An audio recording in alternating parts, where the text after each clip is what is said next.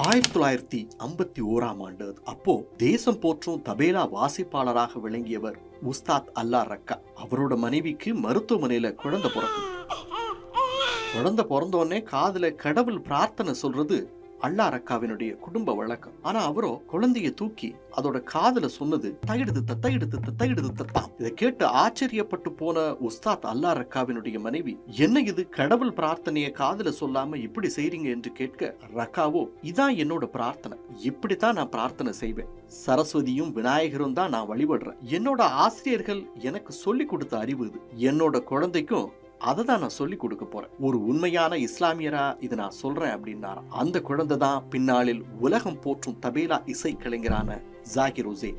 3 வயசுலேயே தபேலா இசைக்க தொடங்கிய ஜாகிர் ஹுசைன் 9 வயசுலேயே உலக இசை சுற்றுப்பயணம் மேற்கொண்டு ஆச்சரியப்படுத்தினார். அமெரிக்காவினுடைய புகழ்பெற்ற இசை கலைஞரான மிக்கி ஹார்ட்டோட இணைஞ்சு ஃபியூஷன் முறையில உருவாக்கிய பிளானட் ட்ரம் ஆல்பத்திற்காக அவருக்கு கிராமி விருது கிடைச்சது. பல சர்வதேச இசை கலைஞர்களோட இணைந்து தபேலாவை உலகறிய செய்தார். அமெரிக்காவின் உயரிய இசை விருதான கிராமி அவார்டை 1 முறை 2 முறை இல்லைங்க 4 முறை வென்ற இந்தியர் என்ற பெருமையை பெற்றுள்ளார். இந்தியாவின் மிக உயரிய விருதான பத்மஸ்ரீ, பத்ம விபூஷன் விருதுகளையும் வாங்கி குவிச்சிருக்கார். நீங்கள் செய்ய விரும்புவதை ஒருபோதும் கைவிடாதீர்கள். ஜான் டோட்.